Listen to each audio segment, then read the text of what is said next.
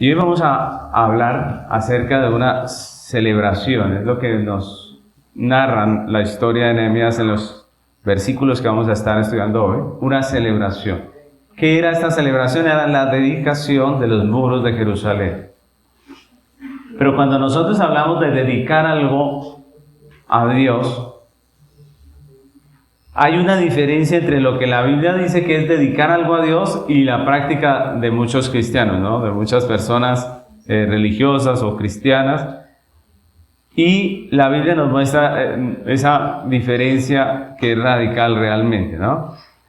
Generalmente, cuando una persona dice que va a dedicar algo al Señor, cuando es una persona creyente, cree en Dios y dice, yo voy a dedicar esto a Dios, generalmente llama al cura o al pastor, a su líder, y le dice, venga a mi casa.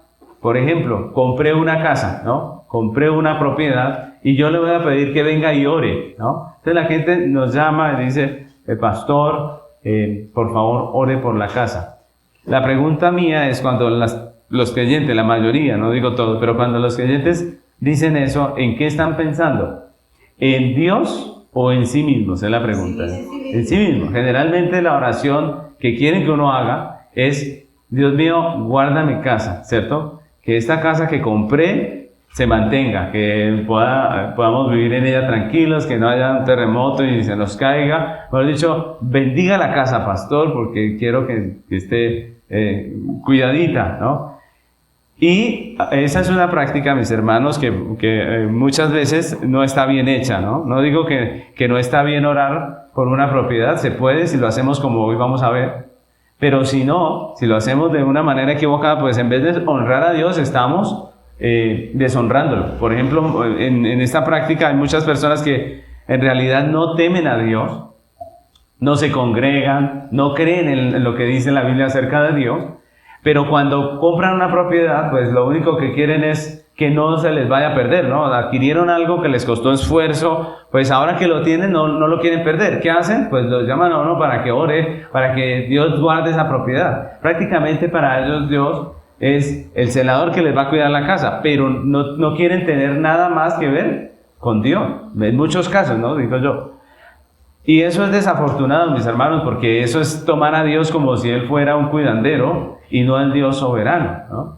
Entonces, hay una manera de pensar de la gente acerca de dedicar algo que es totalmente equivocada. Pero la Biblia nos habla de la dedicación como algo dirigido a Dios. Algo dirigido a Dios. Entonces, de eso vamos hoy a hablar. Hoy vamos a hablar de una dedicación y mi propósito es que a través de esto que vamos a leer y estudiar, pues aprendamos lo que es una dedicación, podamos ver muchas veces que nosotros estamos equivocados en la manera en que nosotros dedicamos, por ejemplo, nuestra vida o nuestros hijos a Dios, y que Dios nos ayude a aprender a dedicar las cosas y a dedicar nuestra vida a Dios. Amén. Entonces vamos a continuar con nuestro estudio de la serie expositiva del libro de Nehemías con un lema que es Jesucristo edifica su iglesia a través de la iglesia. Esta es la enseñanza número 23 de esta serie y se titula ¿Para Dios o para mí? Esa es la pregunta del día de hoy. ¿Para Dios o para mí? Y vamos a estar estudiando Nehemías capítulo 12, versículos 1 al 47. Todo el capítulo habla acerca de la dedicación y por eso vamos a estudiarlo todo. ¿Amén? Entonces vamos a comenzar. Yo leo un versículo, ustedes leen el siguiente. Dice: estos son los sacerdotes y levitas que subieron con Zorobabel, hijo de Salatiel, y con Jesúa, Seraías, Jeremías, Esdras, Secanías, Rehum, Meremot, Mijamín, Maadías, Bilga, Semaías, Joarín, Edaías, Salú, Amok, Hilcías y Jedaías. Estos eran príncipes de los sacerdotes y sus hermanos en los días de Jesúa. y los levitas, Jesúa, Biniún, Jatniel, Sedequías, Judá y Matanías, que con sus hermanos iniciaban la iglesia. Y Bacbuquías, y Udi, sus hermanos, cada cual en su ministerio. Seba engendró a Joacim, y Joacim engendró a Eliasaf, Eliasaf engendró a Joiada. Joiada engendró a Jonatán, y Jonatán engendró a Jadúa. Los días de Joacim, los sacerdotes jefes de familias fueron de Seraías, de Jeremías, Ananías. De Esdras, Mesulam, de Amarías, Joanán. De Medí, Jonatán, de Semanías, José, de Arim, De Arim, Adna, de Merayot, el Caí. de Ido, Zacarías, de Ginetón, Masulam. De Abías, Sicri, de Minamín, de Moadías, Piltaí. De Bilga, Samúa, de Semaías, Jonatán. De Joiarib, Matenaí, y de Jedaías, Uzi. De Salai, Hanai, de Amón, Eber. De Hilcías, Asabías, de Jedaías, Natanael. Los levitas escribían de Eliasib, de Joiada, de Jonatán y de Josué fueron inscritos por jefes de familias, también los sacerdotes, hasta el reinado de Darío el persa. Los hijos de Leví, jefes de familia, fueron inscritos en el libro de las crónicas hasta los días de Jonatán, hijo de Eliasib. Los principales de los levitas, Zabías, Elías, Josué, hijo de Cadías, y sus hermanos delante de ellos, para atrás, conforme al estatuto de David, para Dios, guardables sus hijos. Matanías, Buquías, Obadías, Mesulam, Talmón y Acub, guardas, eran porteros para la guardia a las entradas de la puerta. Estos fueron en los días de Joacim, hijo de Jesúa, hijo de Josadá, y en los días del gobernador Nehemías, del sacerdote Esdras. Para la dedicación del muro de Jerusalén, buscaron a los levitas de todos los lugares para traerlos a Jerusalén, para hacer la dedicación y la fiesta con alabanzas y con cánticos, con címbalos, salterios y cítaras. Fueron reunidos los sonidos de los cantores, así de la región alrededor de Jerusalén, como de las aldeas Y de la casa de Gilgal, y de los campos de Jeba, y de Asmavet, porque los cantores se habían edificado aldeas alrededor de Jerusalén. Se purificaron los sacerdotes y los levitas, y purificaron el pueblo y las fuerzas y el muro. Hice luego subir a los príncipes de Judá sobre el muro, y puse 2 coros grandes que fueron en procesión, el uno a la derecha sobre el muro, hacia la puerta del muradar, E iban tras de ellos Zacarías con la mitad de los príncipes de Judá. y Azarías, Esdras, Mesulam. Judá y Benjamín, Semaías y Jeremías. Y de los hijos de los sacerdotes iban con trompetas Zacarías, hijo de Jonatán, hijo de Semaías, hijo de Matanías, hijo de Micaías, hijo de Zacur, hijo de Asaf, Y sus hermanos Semaías, Azarael, Adai, Galalai, Maai, Natanael, Judá y Hanani, con los instrumentos musicales de David para Dios. Escriba delante de ellos. y a la puerta de la fuente enfrente de ellos subieron por las gradas de la ciudad de David, por la subida del muro, desde la casa de David hasta la puerta de las aguas al oriente. El segundo coro iba del lado oeste. Yo en pos de él, con la mitad del pueblo sobre el muro, desde la torre de sus hornos hasta el muro. Y desde la puerta de Efraín hasta la puerta vieja, y la puerta del pescado, y a la puerta del pescado, y la torre de Ananeel, y se detuvieron en la puerta de la cárcel. Y la torre de Amea hasta la puerta de las ovejas, y se detuvieron en la puerta de la cárcel. Llegaron luego los dos coros a la casa y yo la mitad de los oficiales conmigo. Y los sacerdotes Eliacín, Maaseías, Minamín, Micaías, Elioenaí, Zacarías y Ananías con trompetas. Y Maasías, Semaías, Eleazar, Uzi, Jonatán, Marquías, Elam y Ese. Y los cantores cantaban en alta voz. Isaías era el director.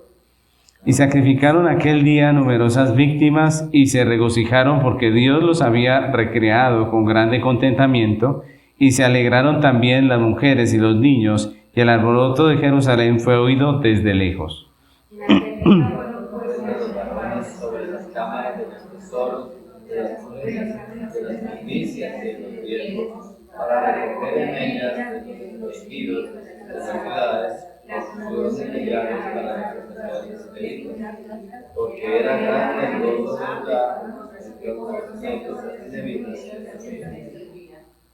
Y había cumplido el servicio de su Dios y el servicio de la expiación, como también los cantores y los porteros, conforme al estatuto de David y de Salomón su hijo. Porque desde el tiempo de David y de Azar, ya en el antiguo, había un director de cantores para los cánticos y alabanzas en acción de gracias a Dios.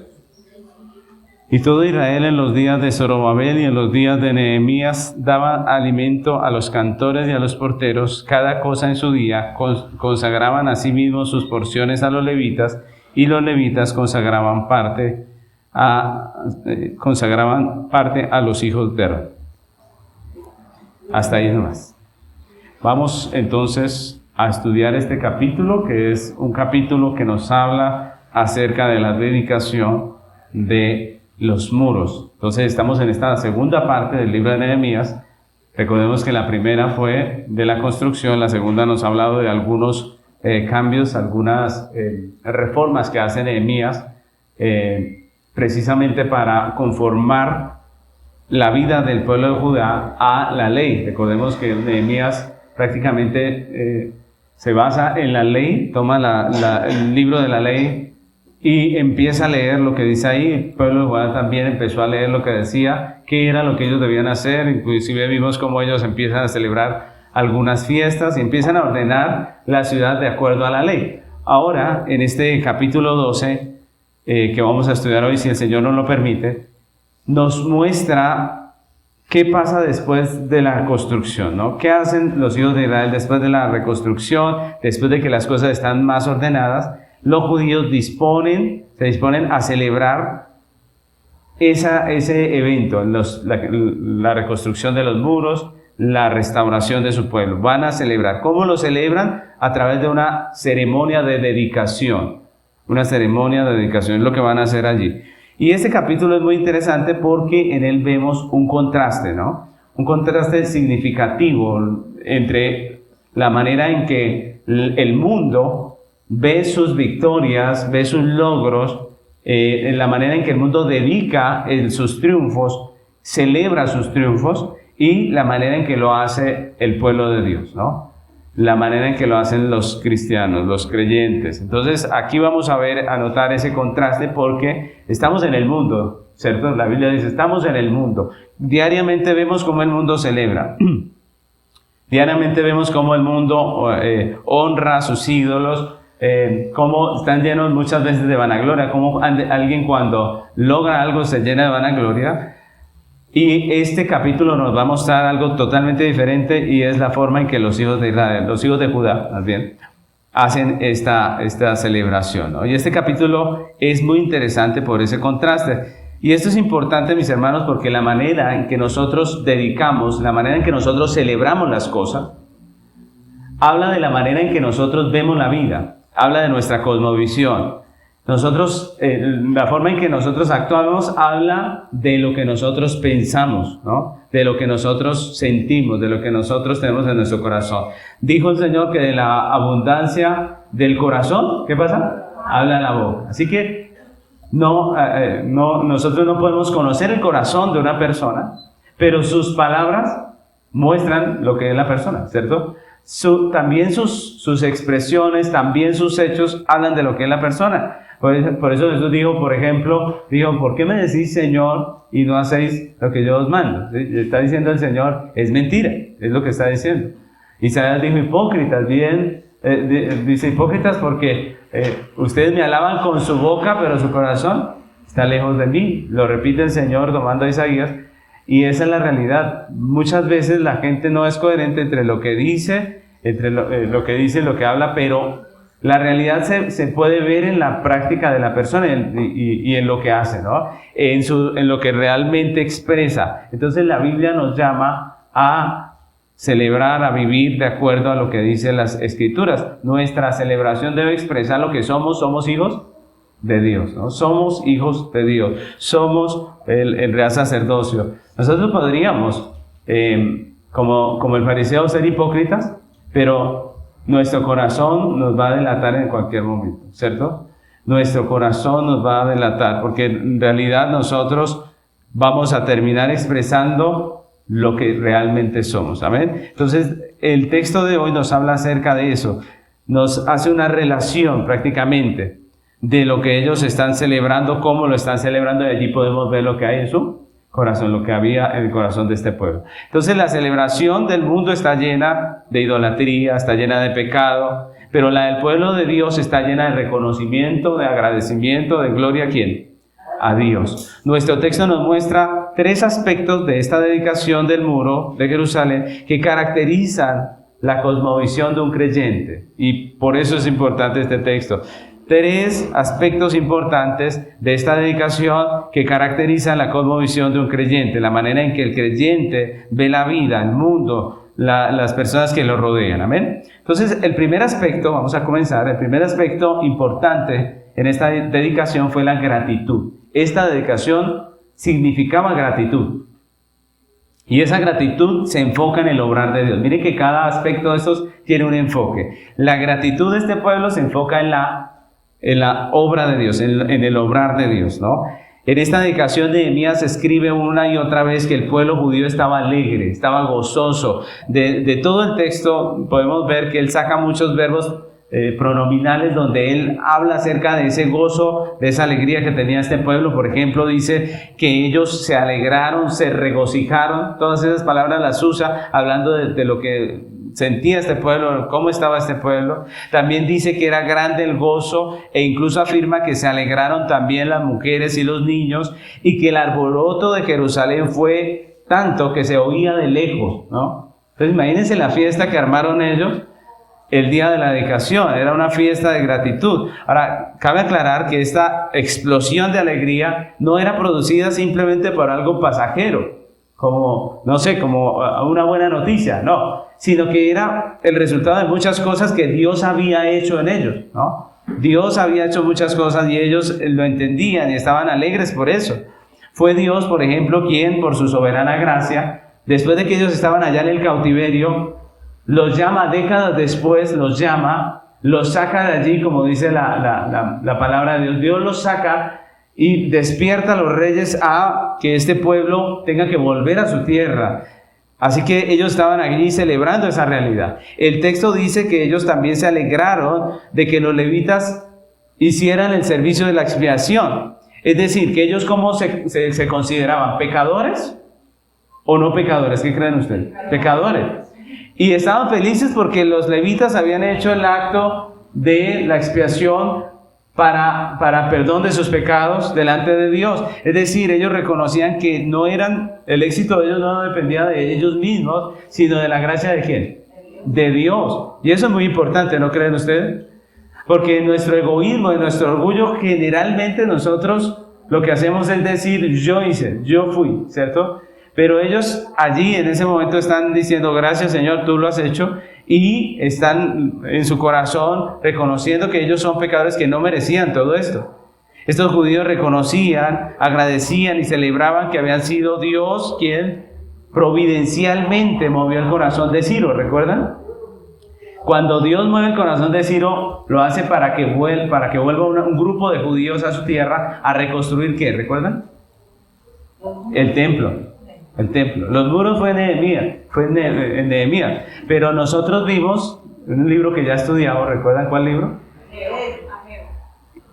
Nosotros estudiamos cómo Dios había despertado el espíritu de Ciro para volver un grupo de judíos a su tierra, que fueron los que reconstruyeron el templo. Recordemos que en ese viaje ellos llevaban las cosas del templo que habían sido tomadas por los babilonios, y Dios había provisto esa obra a través de Ciro, que era un rey no precisamente judío. Entonces era el mismo Dios el que había despertado el espíritu de Artajerjes para enviar a Nehemías de regreso con el fin de restaurar los muros. Ellos estaban celebrando todo esto. Miren que por eso estaban tan alegres. No era simplemente una buena noticia. Ellos tenían un acumulado de bendiciones que Dios les había dado por gracia y estaban gozosos. Estaban gozosos y muy agradecidos porque Dios los había librado de sus enemigos. Recuerden todo lo que hemos estudiado en el libro. Ellos tuvieron mucha oposición para construir los muros y finalmente lo lograron. Dios los guardó, los protegió, y ellos estaban alegres porque Jerusalén volvía a ser esa capital del pueblo de Dios, donde estaba el templo, donde se podía adorar a Dios, y eso era maravilloso. Así que este gozo no era casual, no era momentáneo, sino que era un gozo que había acumulado en el corazón. El hombre sin Cristo celebra los triunfos llenos de soberbia, de vanagloria, porque él asume equivocadamente que sus logros se los debe ¿a quién? A sí mismo, ¿cierto? A sí mismo. Él dice, yo hice esto, yo logré esto, yo alcancé, yo me esforcé y por eso tengo lo que tengo. Hay muchas personas llenas de orgullo que hablan así y se sienten llenas de gozo porque ellos hicieron y lograron, ¿cierto? Pero la Biblia nos dice que todo lo que nosotros logramos, lo logramos por la obra ¿de quién? De Dios.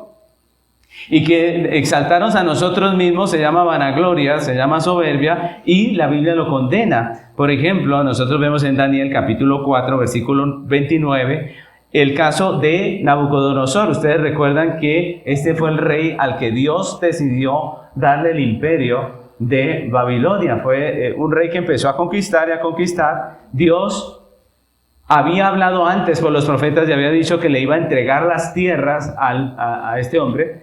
Así que era de parte de Dios que estaba pasando todo esto. Sin embargo, cuando este rey, después de haber logrado tantas cosas, él ve su palacio, su mansión, todas las cosas que había hecho, él se llena de orgullo. Y dice el capítulo 4, versículo 29 de Daniel, dice, al cabo de 12 meses, paseando en el palacio real de Babilonia, habló el rey y dijo, ¿no es esta la gran Babilonia que yo edifiqué para casa real con la fuerza de mi poder y para gloria de mi majestad?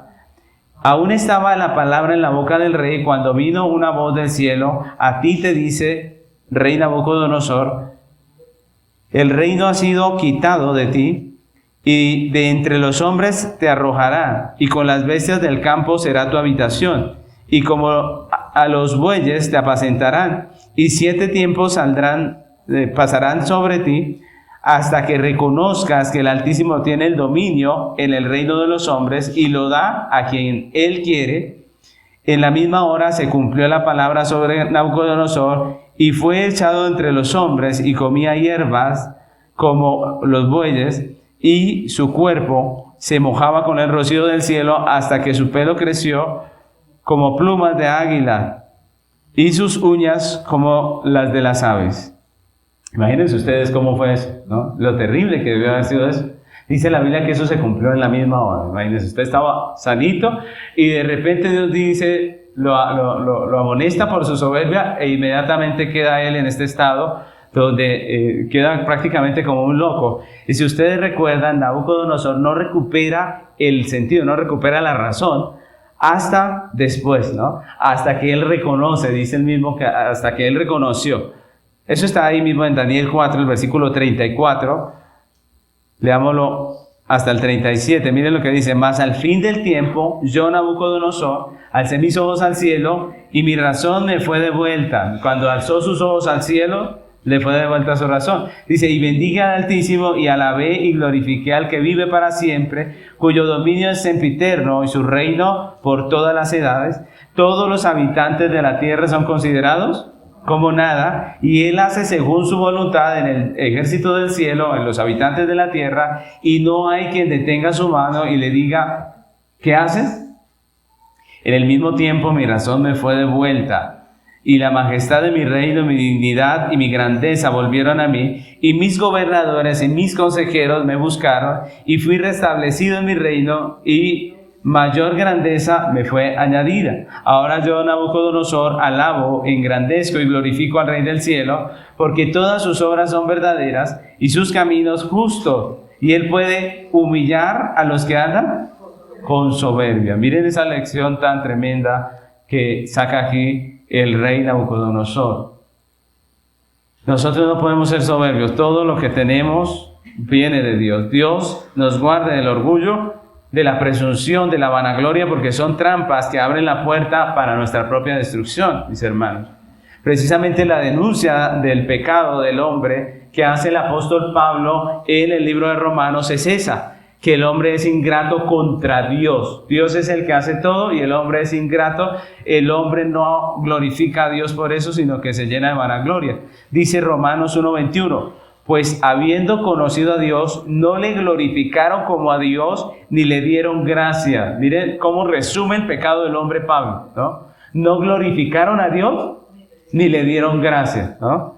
Dice, sino que se envanecieron en su razonamiento y su necio corazón fue entenebrecido. Mis hermanos, solo Dios por su obra redentora puede llenar el corazón del hombre de humildad, porque nosotros somos muy orgullosos, ¿no creen ustedes? Constantemente somos orgullosos. Mire, haga esta tarea en su propia vida. Mire al final del día, examine sus palabras, porque es bueno hacerlo. Yo lo hago continuamente. Y siempre encuentro que hay orgullo en mi corazón. Siempre uno trata de exaltarse a sí mismo, mis hermanos. Es la realidad. Solo Dios por la obra de redención puede llenar el corazón de un hombre de humildad, de contentamiento y de gratitud para con Dios, mis hermanos. Al igual que los judíos en todos los tiempos, la iglesia ha sido un pueblo que entiende que Dios gobierna soberanamente sobre toda la creación, ¿no? Que es Dios el dador de la vida, que es Dios el que da la salud, el trabajo, la familia, que Él es quien dirige la historia de la humanidad con sabiduría, con justicia, con verdad. Es decir, todo esto lo tiene en sus manos ¿quién? Dios. Él es el soberano. Por eso en cualquier situación los creyentes podemos tener paz, porque sabemos que esto lo controla ¿quién? Dios. Pero asimismo, eso nos debe llevar a la humildad, al reconocer que todas las cosas buenas que nosotros podamos hacer, las hace Dios en nosotros. La Biblia dice que Dios planeó de antemano las buenas obras de los creyentes, ¿no? Dios ya las tenía previstas, Dios ya las había ordenado para que nosotros anduviésemos en ellas, dice el apóstol Pablo. Así que toda la gloria siempre es para Dios. Mis hermanos, eso es precisamente lo que nos puede cambiar de ser orgullosas a ser humildes. El entendimiento que Dios es el que hace que las cosas pasen y no nosotros. Mis hermanos, para que podamos lograr algo en la vida, necesitamos que Dios ponga en nosotros el querer como el hacer, dice la Biblia. El querer como el hacer. Que nos dé la salud, que nos dé los medios y la perseverancia para poder lograrlo. Miren que no somos nosotros, es Dios. Es Dios el que hace que nosotros perseveremos hasta alcanzar algo, mis hermanos. Así que, mis hermanos, cualquier cosa que nosotros logremos es para la gloria de Dios. Nuestra celebración debe ser un reconocimiento, una gratitud hacia Dios. Y eso era esta fiesta de dedicación. Estamos precisamente terminando el año. Y ahorita, en unos días, se termina y la pregunta es, ¿cómo celebra la gente? Muchos celebran llenos de orgullo, llenos de soberbia, pero el creyente celebra para la gloria de Dios. Siempre debemos dar gracias a Dios por todo lo que Él ha hecho. Este fin de año tome un tiempo para agradecer a Dios por toda su misericordia, su bondad, todo lo que Él ha hecho en su vida. No termine el año como Nabucodonosor, lleno de orgullo, diciendo, mire, este año hice todo esto y yo soy grande realmente, ¿no? Soy poderoso. No, terminemos este año diciendo gracias, Señor, porque me permitiste, me diste la vida, la salud, porque estoy aquí por tu gracia. Esa debe ser nuestra actitud ante la vida, mis hermanos. Esta semana les decía a mis hijos precisamente del por qué nosotros agradecemos todos los días por el desayuno, almuerzo y comida, ¿no? Porque lo hacemos tantas veces que alguno podría decir, oiga, pero ya, ¿cierto? Tantas veces, toda la vida nosotros desayunamos, agradecemos a Dios, toda la vida en el almuerzo, y alguno diría, pero pues, más bien al final del día demos gracias por todo, ¿no? Entonces yo les decía, ¿por qué nosotros tenemos esa costumbre de estar agradeciendo? Porque a nosotros los hombres en nuestro pecado nos es fácil olvidar de quién viene eso que está en nuestra mesa, ¿cierto? Nos es fácil desconectarnos de Dios y seguir nuestro propio camino. Por eso la oración es importante, por eso la devoción es importante, por eso la oración de la cena, del desayuno, del almuerzo es importante. Nos recuerda, esto lo tenemos por Dios. Dios proveyó esto. Dios me dio la salud para trabajar. Dios me dio un empleo. Mire, hay personas que estimo mucho, que son amigos míos, que están sin empleo, mis hermanos, y son profesionales. Y eso me duele el corazón, porque ustedes saben cómo es estar sin empleo, ¿cierto? Es una situación crítica, dura, difícil, y más cuando se tiene familia.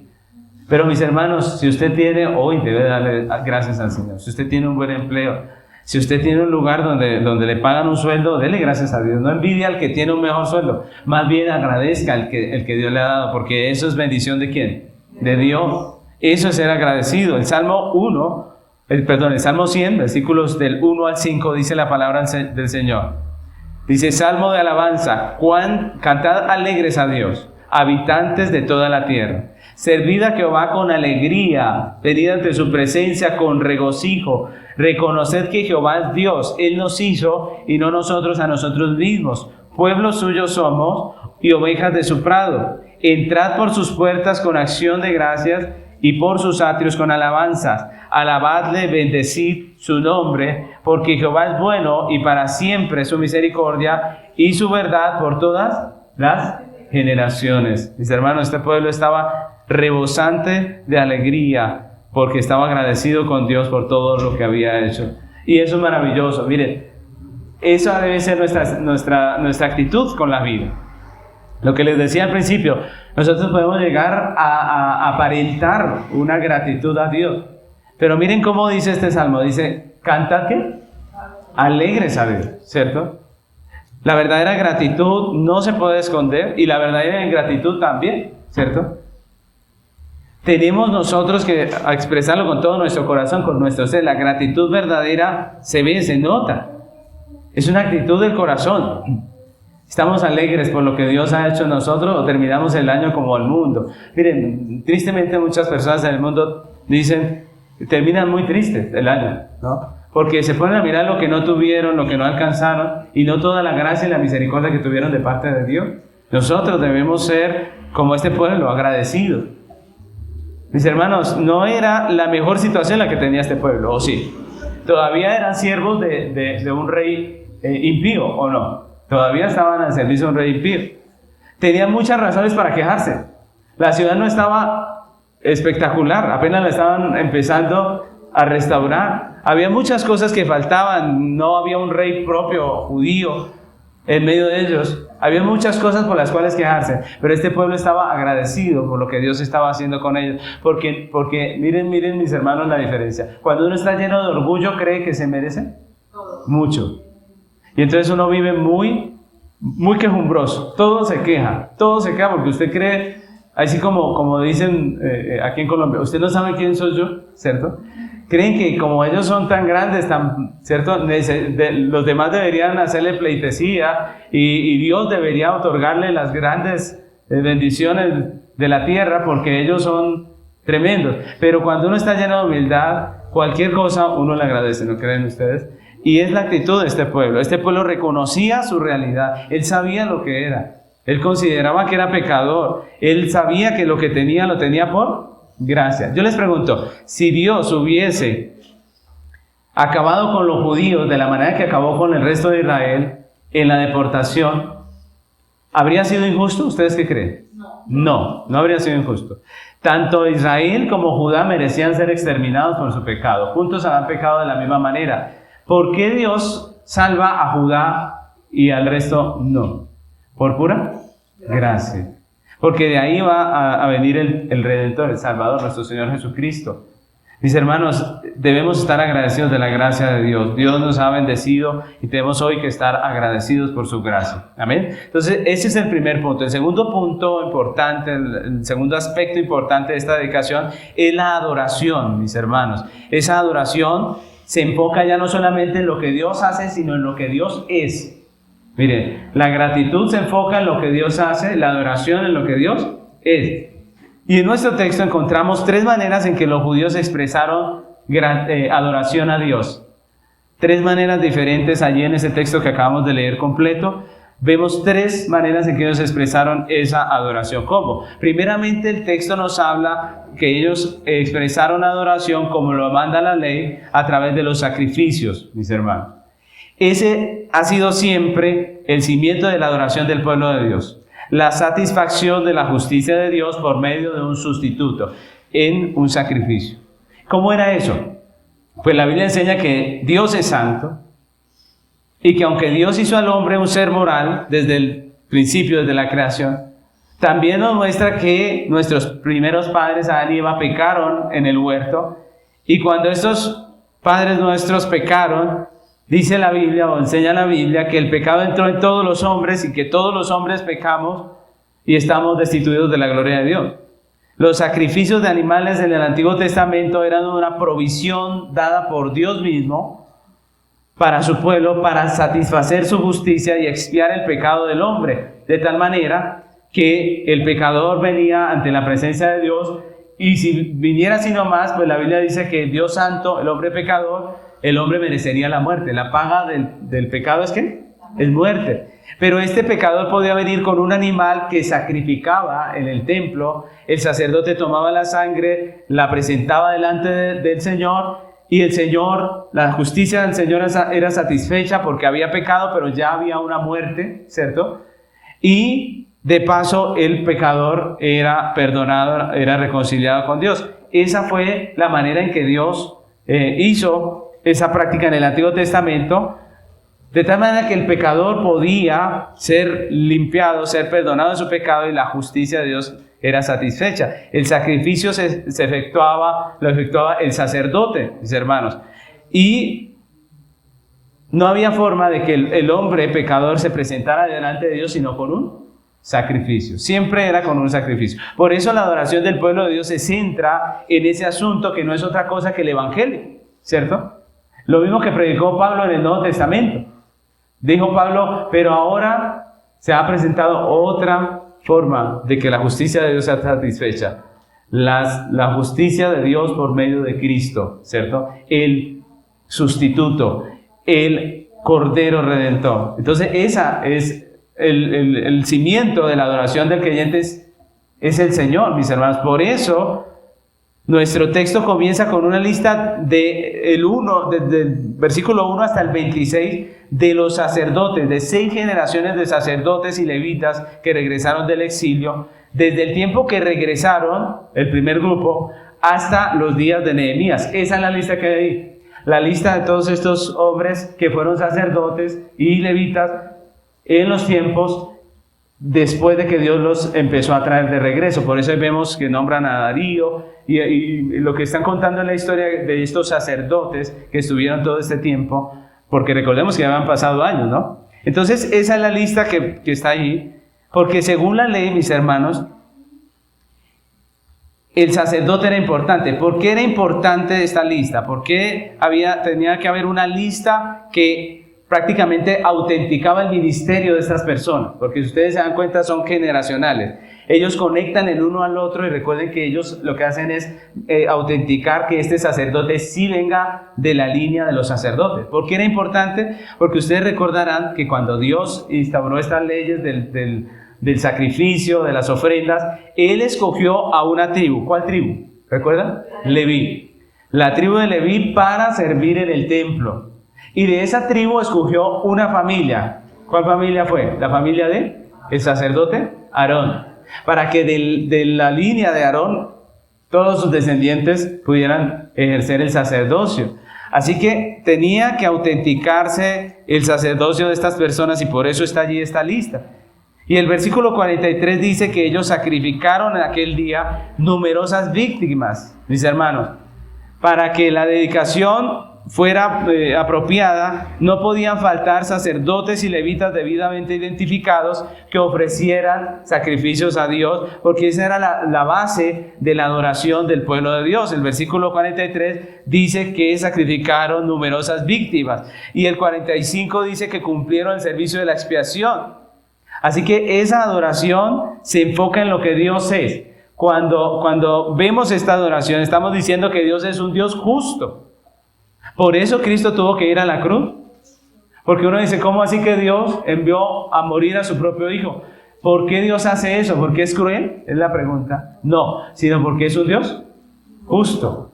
Porque es un Dios justo. Y como es justo, no podía sencillamente pasar por alto nuestro pecado y decir, tranquilos, no pasó nada. No, alguien tenía que pagar. Y el Cordero fue el sustituto, el Cordero de Dios.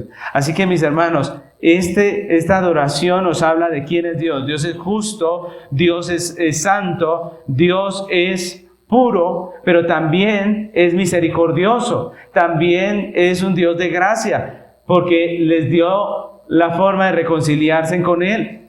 Así que esta era la primera manera en que ellos expresaron adoración en este capítulo. Pero no se quedaron solamente con los sacrificios. El texto nos dice que ellos también elevaron a Dios cánticos. Ellos cantaron a Dios. Otra manera en que los judíos expresan adoración es a través de los cánticos. La adoración con cánticos era habitual dentro de la liturgia judía. Y la celebración del pueblo de Dios, incluso como nos muestra este texto, es de adoración de toda la congregación. No era solamente que los cantores estaban allí, sino que todos cantaban, todos entonaban cánticos, ¿no? Y hay que notar muchas cosas en este texto. Por ejemplo, habían personas dedicadas al canto, habían personas especiales que habían entrenado, que se habían preparado para cantar, que Dios les había dado el don de cantar. Habían personas que tocaban instrumentos, especialmente dedicadas a tocar instrumentos para la gloria de Dios. Y nosotros vemos que en medio de todo eso había un respaldo del pueblo de Dios hacia los cánticos y la adoración de este pueblo. Vemos que muchos de esos instrumentos, dice el texto, que fueron los que el rey David había elaborado. Y vemos que los hijos de los sacerdotes tocaban las trompetas. Miren toda lo que era la adoración del pueblo de Dios. Vemos también que había un director de cantores. Y que dentro de la ceremonia de dedicación todo el pueblo se dividió en dos grupos, ¿recuerdan lo que acabamos de leer? Y ellos iban cantando, ¿no? Ellos iban cantando, los dos grupos iban cantando. Así que los cánticos fueron centrales dentro de lo que era la adoración a Dios en medio de esta dedicación. Los cánticos por lo general manifiestan adoración a Dios por su grandeza, por su poder, por su soberanía. Lo vemos en los Salmos. Nosotros hemos leído el libro de los Salmos, pero quiero leerles uno. El Salmo 145, versículos 1 al 3. Dice la palabra del Señor: Salmo de alabanza de David. Te exaltaré, mi Dios y mi Rey, y bendeciré tu nombre eternamente y para siempre. Cada día te bendeciré y alabaré tu nombre eternamente y para siempre. Grande es Jehová y digno de suprema alabanza, y su grandeza es inescrutable. Es un salmo precioso, un salmo maravilloso. Expresa las grandezas, los atributos de Dios, ¿cierto? Y esa es una manera en que nosotros también lo hacemos, con cánticos. Pero no se limitaron a los cánticos. Una tercera forma en que ellos adoraron fue con acciones coherentes a lo que estaban diciendo. Si ustedes se dan cuenta, adorar es reverenciar a Dios por lo que Dios es.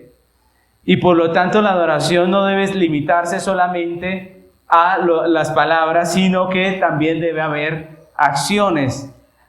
Si no pasaría lo que hablamos al principio, que se vuelve hipocresía. Que al fin y al cabo la intención del hombre va a tener que verse, ¿cierto? Al fin y al cabo se va a ver la intención del corazón del hombre. Si nuestras palabras de los cánticos no van acompañadas de acciones, se llama hipocresía. Así de sencillo. Se llama hipocresía. Es adoración de labios, pero no de corazón. Es aparentar algo que no se es. Pues en esta dedicación la adoración no se limitó a la ceremonia, sino que nos dice a partir del versículo 44 que el pueblo de Dios, empezando desde ese día, se dedicó a que la adoración dentro del pueblo del Señor fuese viable.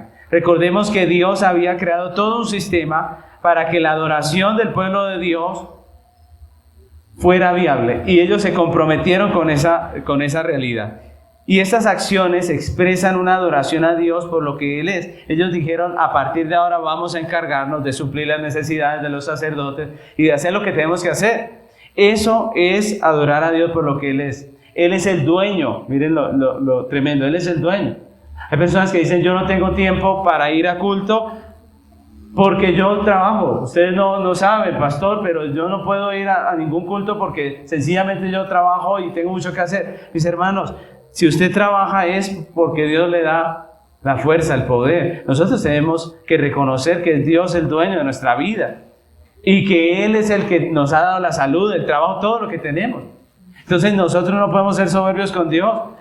Nuestras acciones deben expresar rendición, adoración a Dios. Y ellos hicieron eso. Ellos adoraron a Dios como dueño, como proveedor. Si Dios dice que lo hagamos de una manera, lo debemos hacer de esa manera. Y eso es importante. Así como vemos aquí que el pueblo adoró a Dios, no solo le dio gracias, sino que lo adoró. Así los creyentes siempre hemos sido un pueblo que adora. Este aspecto de la adoración fue importante dentro de la dedicación y es una característica indispensable, importante de los creyentes en su cosmovisión. El hombre en su pecado intenta evadir a Dios a través de la idolatría. Fabrica ídolos a través de los cuales expresar gratitud a la nada, o se llena de vanagloria, como vimos al principio. Pero el creyente celebra a Dios, el creyente honra a Dios. Mis hermanos, la celebración del mundo está llena de vanagloria e idolatría, pero la celebración del creyente de adoración. El cristiano adora al único Dios verdadero. Y al igual que el pueblo judío, la adoración del creyente se fundamenta en el Evangelio, no en nosotros. No en nuestras buenas obras, no en lo que hemos sido, sino en quién, en Dios, en lo que Él hizo. Si estamos aquí y podemos dar gloria a Dios, es por el Evangelio precioso. El cristiano adora al Dios único basado en el Evangelio. La vida del cristiano comienza con el Evangelio, con un entendimiento claro de que somos pecadores, de que Dios es santo y que solamente por la obra de Cristo podemos tener amistad con Dios, podemos ser reconciliados con Dios. Que al igual que en el Antiguo Testamento, el pecador tenía que venir con un sustituto. La Biblia dice que Dios proveyó un sustituto, no un animal como en el Antiguo Testamento, sino a su propio Hijo, dice la Biblia. Juan dijo, he aquí el Cordero de Dios que quita el pecado del mundo. Jesucristo es el Cordero dado por Dios mismo. Miren que en el Antiguo Testamento el que traía el Cordero era el pecador, pero la Biblia dice que fue Dios el que dio al Cordero perfecto. Fue Dios el que dio a su propio Hijo para reconciliarnos consigo mismo, dice la Biblia. Y esas son las buenas nuevas, mis hermanos, que solamente en Cristo hay perdón, hay reconciliación, que solamente Cristo y su obra de redención en la cruz es el medio por el cual la justicia de Dios es satisfecha y el pecado del hombre es limpiado, es expiado. Y que todo aquel que cree en Cristo y en su obra de redención no se pierde, más tiene vida eterna. Y ese es el llamado de Dios. El llamado de Dios hoy es al arrepentimiento. El llamado de Dios hoy es a creer en Cristo, a pedirle perdón por tus pecados, a reconciliarte con Dios a través de la obra de Cristo. Si alguno no lo ha hecho, hoy es el día. Hoy es el día de salvación, dice la palabra. Mis hermanos, el fundamento de nuestra adoración como creyentes es la obra de Cristo. Por eso los cristianos nos acercamos al Señor en el nombre de ¿quién? De Cristo. En el nombre de Cristo. Cuando el creyente siempre finaliza las oraciones diciendo en el nombre de Cristo, está hablando de eso, que en su propio nombre no podría venir. Tiene que venir en el nombre del Redentor, del Cordero. Es por Él que tenemos entrada al Padre. Por eso celebramos su gracia, su perdón, su reconciliación, porque entendemos que todo lo tenemos en ¿quién? en Cristo. De la misma manera, los creyentes también manifestamos nuestra adoración al único Dios verdadero por todo lo que Él es con cánticos. Por eso cantamos en la congregación, por eso cantamos en nuestro devocional, porque Él es el dueño, el Señor, el Dios. Y por eso celebramos con cánticos. Celebramos que Dios ha tenido misericordia de nosotros, que Él es poderoso, que Él es grande. Celebramos con cánticos que exaltan muchos atributos de nuestro Dios, porque reconocemos, como dice Santiago, que toda buena dádiva y todo don perfecto desciende de lo alto, del Padre de las luces, en el cual no hay sombra ni mudanza de variación. Mis hermanos, ese es nuestro Dios. Y celebramos a Dios también con acciones coherentes. Celebramos a Dios con acciones coherentes. De nada sirve decirle a Dios: gracias, Señor, por este año, si en todo el año ni siquiera nos acordamos de Él. De nada sirve hoy decir que dedicas el próximo año a Dios si nunca vas a pisar la iglesia, si vas a vivir apartado de Dios. De nada sirve dedicar el próximo año a Dios si ni siquiera te congregas, ni siquiera crees en lo que dice el libro, ni siquiera le honras ni le temes. No perteneces a ninguna iglesia. Eso no sirve, eso no es dedicar el año a Dios. Eso es querer que Dios le bendiga ese año, nada más. Pero dedicar el año a Dios es darse, es entregarse, es decir: mira, esto es tuyo, ¿cierto?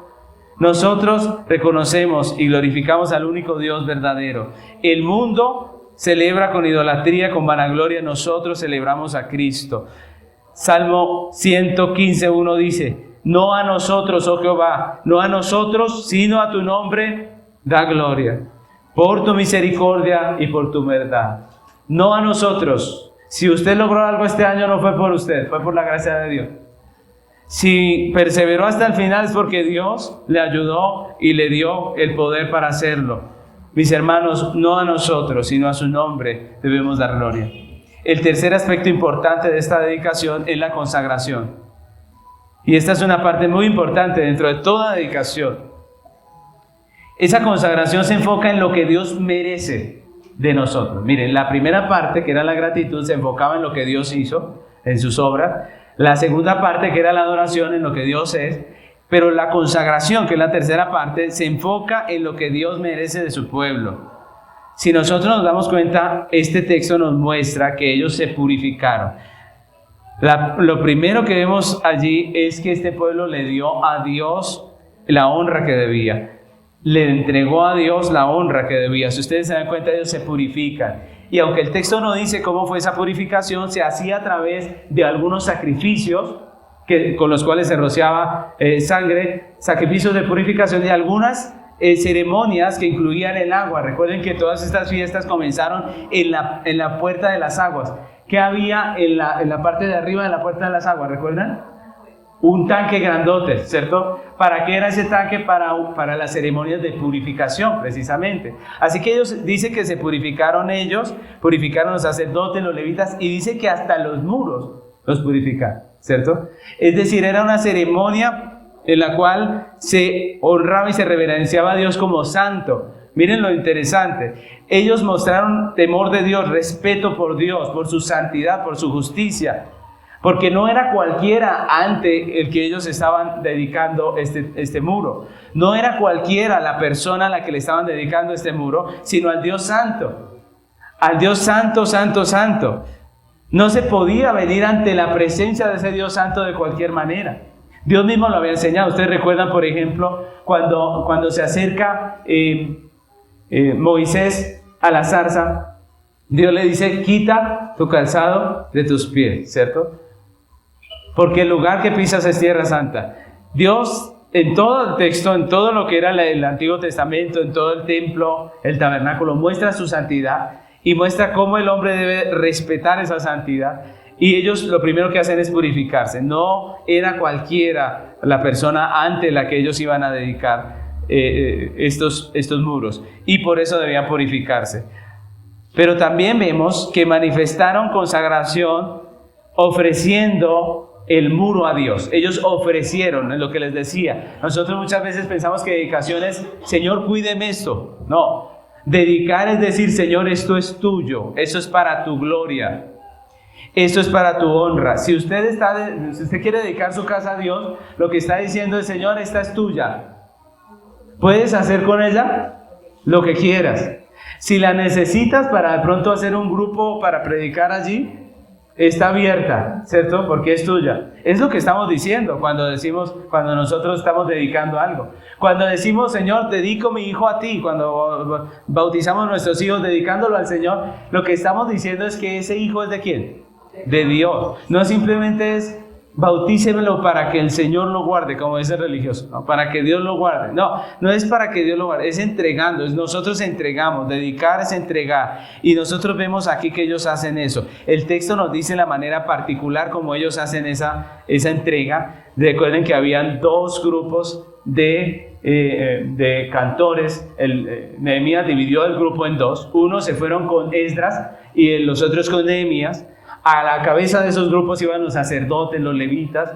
Los unos cogieron a la derecha del muro, los otros a la izquierda, y ambos grupos se encontraron ¿dónde? A ver quién estaba prestando atención. ¿En dónde se encontraron los grupos? ¿En dónde? En el templo. En el templo. Los grupos se encontraron en el templo. Salieron juntos cantando, adorando a Dios, y se encuentran en el templo. Esa era una expresión de dedicación. Estaban diciendo: mira, todo este muro es tuyo, te lo ofrecemos a ti. Por eso termina ahí en el templo. Pero también es un acto que reconocía que esa ciudad, con el muro, con sus habitantes, eran del Señor, y Él podía hacer con ellos lo que bien quisiera. También significaba que ellos reconocían que el propósito de ese muro, de esa ciudad, de sus vidas, ¿era quién? Era Dios. Era Dios. Dios es el propósito. Mis hermanos, todo lo que Dios les dio este año, el propósito es ¿quién? Es Dios. Todo lo que Dios nos entregó este año, el propósito es Dios. Otra acción que manifestó consagración fue el compromiso que hicieron delante de Dios. Los últimos versículos dicen que ellos se comprometen delante de Dios con el sistema que Dios había ordenado en la ley, por el cual el trabajo de los sacerdotes, levitas y siervos del templo en Israel era sostenible. Ese trabajo era sostenible por esa ley que Dios había dado. La ley estipulaba que cada persona del pueblo de Dios tenía un compromiso con el templo. Cada persona del pueblo de Dios tenía un compromiso con el templo. Así que esa consagración era una renovación de ese compromiso del pueblo de Dios con Dios y con su obra. Y eso es consagración, mis hermanos.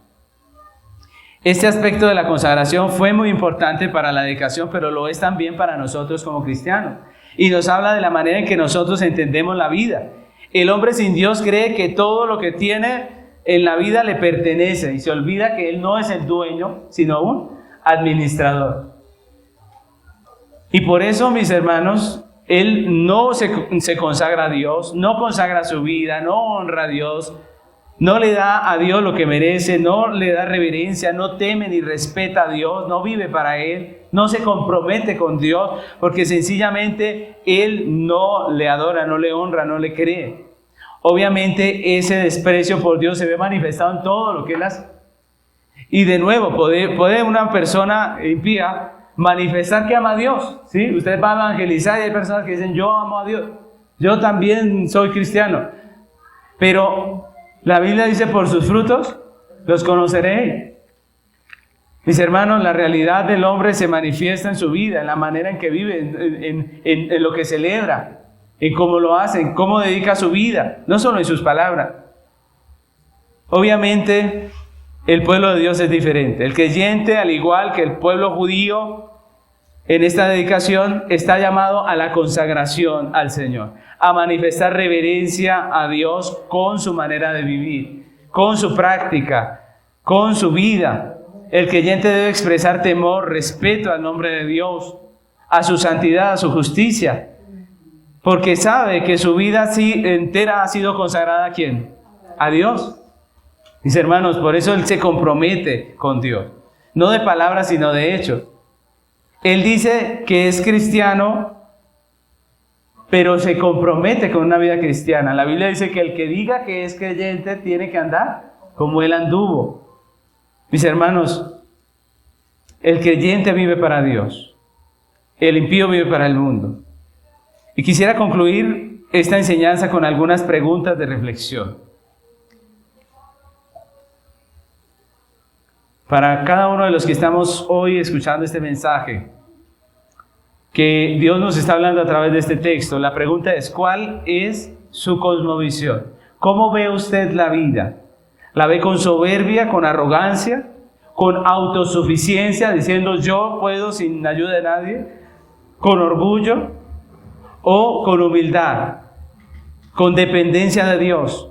¿Con reconocimiento de que sin Él usted no puede hacer nada? ¿Con agradecimiento por todas las cosas que Dios hace con usted? ¿Cómo ve usted la vida? Es la pregunta. ¿Cuál es su actitud frente a la vida? ¿Una actitud de idolatría, de egolatría, de vanagloria? ¿Una actitud de orgullo por lo que usted ha hecho?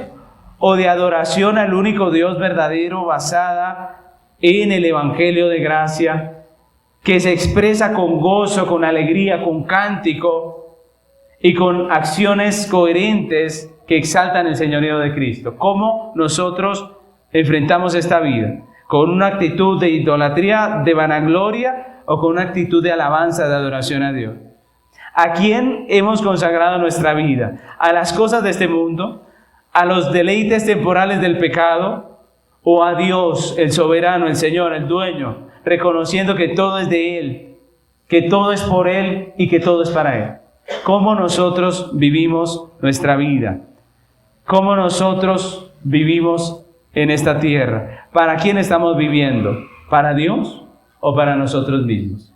Esa es la pregunta con la que quiero que cerremos y que apartemos un tiempo para pedir que Dios nos ayude a vivir para su gloria. Ante estas palabras del Señor tenemos que reconocer que muchas veces, como el impío, tenemos nuestros ojos fijos en nosotros y no en Dios.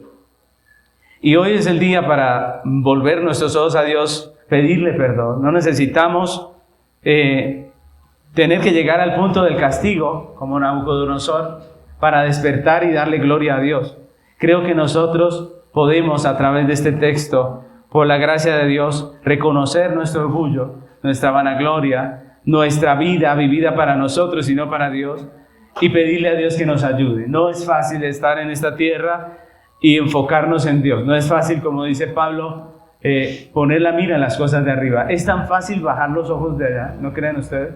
Es tan fácil enredarnos en este mundo y empezar a pensar solo para nosotros y olvidarnos de Dios y vivir la vida como un mundano. Que Dios nos ayude, que nos permita, como nos enseña en este texto, vivir para Él. Amén. Les invito a que se pongan sobre sus pies y vamos a orar.